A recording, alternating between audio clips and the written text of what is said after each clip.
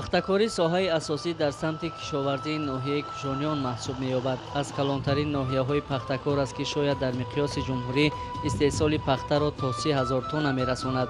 Имсол ҳам нашнамои пахтазор дар хоҷагиҳои деҳқонии ноҳияи кушониён хуб ба назар мерасад. масоати имсолаи пахта ба 11 000 гектар расонида шуд.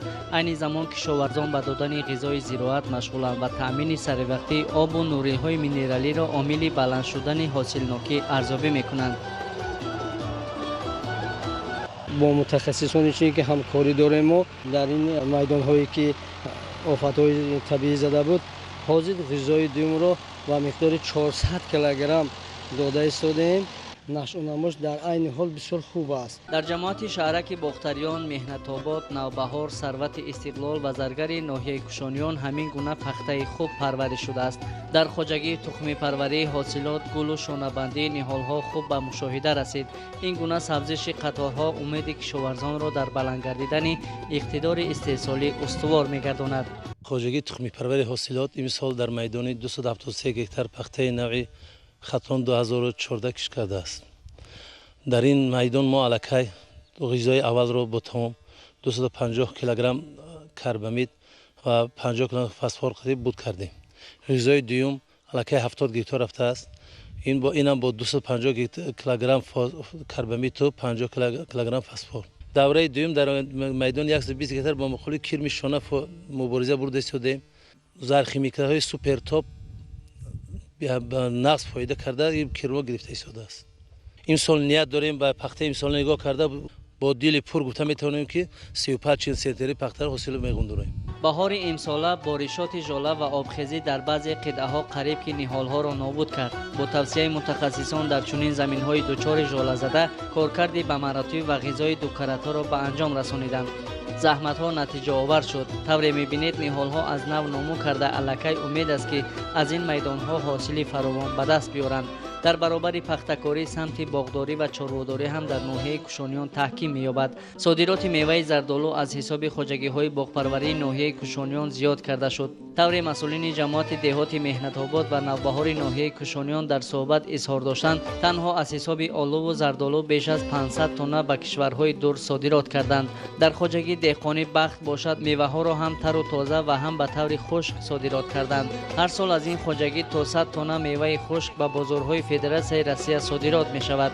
کشاورزان ناحیه میدان‌های غلظا را جمع‌آوری کرده در زمین‌های خالی شده نیت دارند که کشتی تکراری انجام دهند.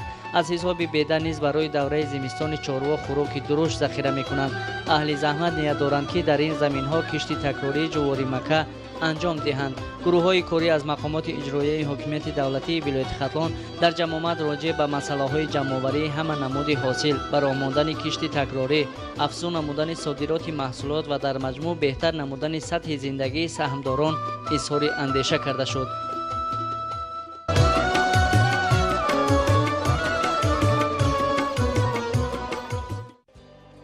زمین‌های خواجگی‌های کشاورزی ناحیه دیوشتی 36530 گکتار بوده، از آن 11977 گکتار زمین‌های آبی میباشند. میدان باغ در ناحیه تا 1 ینوری سال 2019 1276 گکتار و میدان تاکزار باشد 628 گکتار را تشکیل میداد. با مقصد زیاد کردن میدان باغ و تاکزار و تامین کردن اهالی با میوه‌های شهربار در 5 ماه سال 2019 میدان باغات 124.7 گکتار و میدان تاکزار باشد 20.5 گکتار زیاد کرده شد.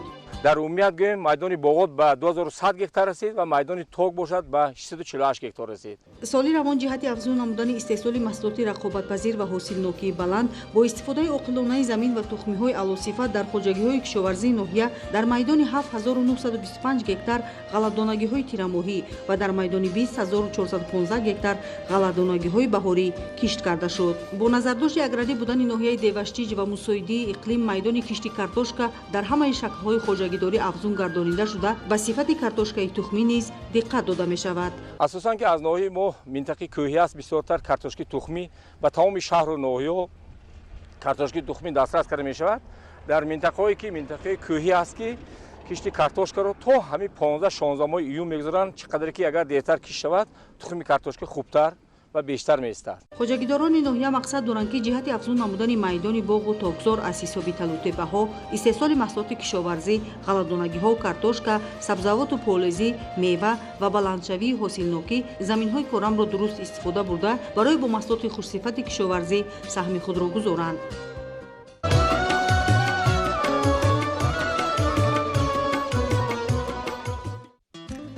дар ҷамъияти деҳоти банони нуралишоҳ назарофи ноҳияи муъминобод аҳли заҳмат дар баробари зироаткорию картошкапарварӣ ва боғдорию занбурпарварӣ ҳамчунин ба чорводорӣ низ машғул буда дар хоҷагиҳои деҳоти ноҳия соласол саршумори чорво зиёд карда мешавад. барои таъмини чорвои мавҷуда бо хӯрока имсол кишоварзон бояд 10 000 тонна аз ҷумла 9141 тонна беда ва 859 тонна кӯҳ алафҳои табиӣ ҷамъоварӣ ва захира намоянд. бо ин мақсад имрӯзҳо дар хоҷагиҳои деҳот ҷамъоварии хӯроки чорво ба таври муташаккилона идома дошта бояд ин мавсим майдони 1290 гектар алафҳои табиӣ ва 203 гектар кишти зироати хӯроки чорво дар маҷмӯъ майдони 1493 гектар ҷамъоварӣ ва захира карда шавад. соли ҷорӣ тибқи нақшаи дурнамо дар ноҳия 61200 тонна хӯроки чорво нақшабандӣ карда шудааст. то имрӯз 5800 тонна аллакай ҷамъоварӣ шудааст. ҷамъоварии захираи хӯроки чорво идома дорад. аз мусоидӣ боди ҳаво имсола мо истифода намуда кӯшиш ба харҷ медиҳем ки дусолаи захираи хӯроки чорво таъмин намоем. аз 61167 тонна дурнамои захираи хӯроки чорво дар ноҳия 41685 тоннаи онро беда ва 19462 тоннаро кӯҳ алафҳои табиӣ ташкил медиҳад. дар ноҳияи муъминобод айни ҳол дар ҳама шаклҳои хоҷагидорӣ 37983 сар чорвои калони шохдор, 135326 сар моли майда ва 3358 сар аз парвариш карда мешавад.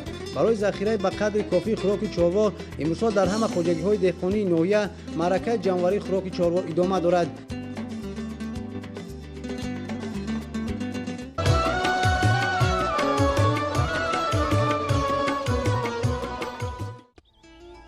дар ҷамоати деҳоти урметани ноҳияи айнӣ дар маҷмӯъ масоҳати умумии замин 61000 гектар буда, аз он 559 гектарашро замини корами обӣ ташкил медиҳад ва боқимонда заминҳои лалмӣ ва чарогоҳ мебошанд.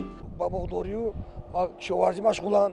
киштикори картошка мо мардуми ҷамоат ҳама рӯ ба картошкакорӣ ва ғаллакорӣ ва чорводорӣ машғуланд. хоҷагиҳо, аъзоёну саҳмдорон дар заминҳои корами обӣ картошка, сабзавот, ғалладонагиҳо кишт карда дар талу теппа барои афзоиши ҳосили мева ҳар сол боғҳои нави навъҳои гуногуни себ, зардолию олу бунёд менамоянд.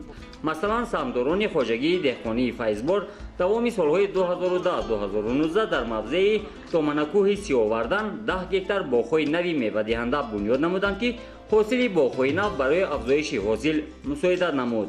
манами челек мебинед, манами як ҷои нообод, заминҳои лалмӣ, доманакӯҳ. манами доманакӯҳ гирифта мо 1 гектар боғи нав бунёд кардем. себзор, гелефзор, шафтолузор, нокзор. манам челек ба шумо дидосигед, манами ҳозир ҳосили манами гелос дидосигед ягон камбудӣ надорад, ҳама гелос бор дорад, манами себо бор дорад, манами хелин форсо шукри худо як мошин контейнер мо себ фурӯхтем, зиндагии мо ба зиёда аз 10,000 сум фоида кардем. ҳамин одам чӣ мемонад мегӯянд? номинек, фарзанди солиҳ ва боғ мемонад. хоҷагии деҳқонии файзбор 42 гектар замини корами обӣ дошта аз хоҷагиҳои пешқадам ба ҳисоб меравад. имсол дар масоҳати 20 гектар ғалладона, 5 гектар картошка, 2 гектар сабзавот киш намуданд ки нашӯнамои хуб дорад. роҳи анҷикен айни навсозӣ карда шуд ки мардум бо он раҳ равибиёт доранд. ба воситаи ин роҳ хеле кори мардум сабук шуд. нисбат ба ҳамин дашт барои мисол бо воситаи техникаҳо мебиёянд, корҳои худро мегузаронанд, ҳосили ҷамъоварӣ мекунанд. дар води заминҳо барои мисол мардум мебиёяд, барои мисол харидорон мебиёяд, барои мисол мевагиҳо бошад, мевагӣ полезиҳо бошад, помидори бодринг, ҳамин чизҳо бошад, аз води замин барои мисол харидорӣ карда мешавад. айни ҳол кишоварзон дар ин хоҷагӣ барои ҷамъоварии ҳосили ғалладона омодагӣ доранд. тавре саҳмдорони хоҷагиҳо иброз доштанд, дар заминҳое ки ба таври иҷора ё ҳамчун саҳмдор истифода бурдаю кишту кор менамоянд, аз ҳисоби баракати ҳосили он зиндагии хешро пеш мебаранд. ба ҷои ман ҳамин ҷаве ки 10 соти мо алоҳида коштагӣ ҳамин ҷо ба як замини хеле бақувват ҳастин, мо дар вақт ҳамин ҷамъоварӣ карда ба ҷош кишти такрорӣ сабзӣ мегузаронем. зиннатои ғоибова аз ҷумлаи онҳое мебошад ки дар масоҳати ками замин чанд номгӯи зироату сабзавот кишт карда имрӯз на танҳо эҳтиёҷоти оилаи хешро таъмин менамояд, балки қисми барзиёдии онро ба бозор бароварда пешниҳоди аҳолӣ менамояд. азбаски имсол дар фасли баҳор ҳаво сербориш омад, дар заминҳои лалмӣ доманакӯҳҳо алафҳои худрӯй ва бедар нашунамои хуб доранд ки тарабу захираи онҳо барои давраи зимистонгузаронии чорвои хурду калон ба манфиат мебошад. аз ҷониби хоҷагии покиза ва дигар хоҷагиҳои ҷамоати деҳотии урметан ҷамъоварию захираи хӯроки чорво ва ғалатонагиҳо вусъат доранд. дар бораи ҷамъоварии хошок ҷои гап нест. имсол мо бояд ки плани 2 сола 3 солаи хошока ҳамин сол буд кунем, чунки нама дод, офтоба дод, вақташ бисёр баҳори нағз омад, баҳори пурфайз омад.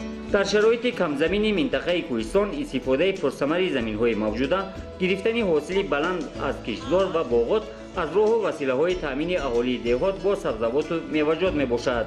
аз ин рӯ аъзо ва саҳмдорони хоҷагиҳои коллективию инфиродии ҷамоати деҳоти урметани ноҳияи айнӣ кӯшиш бар он доранд ки бо меҳнати софдилона ҳосили баланд ба даст оварда сатҳи зиндагии оилаҳои хешро беҳтар намоянд.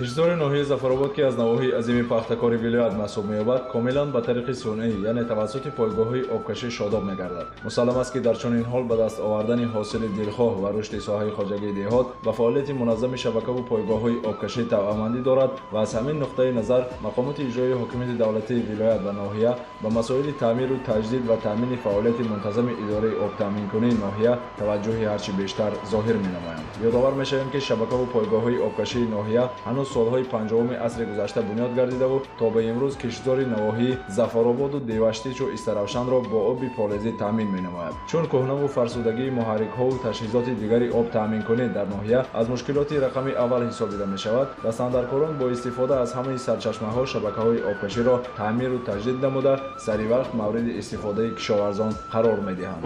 феълан идораи хоҷагии оби ноҳияи зафаробод обёрии ҳудуди 35 000 гектар замини хоҷагиҳои деҳқонии навоҳии дар боло зикршударо бар оҳда дошта, бо вуҷуди мушкилоти зиёди молиявӣ ӯҳдадориҳои хешро дар назди ризқофаринон бо сарбаландӣ иҷро менамоянд.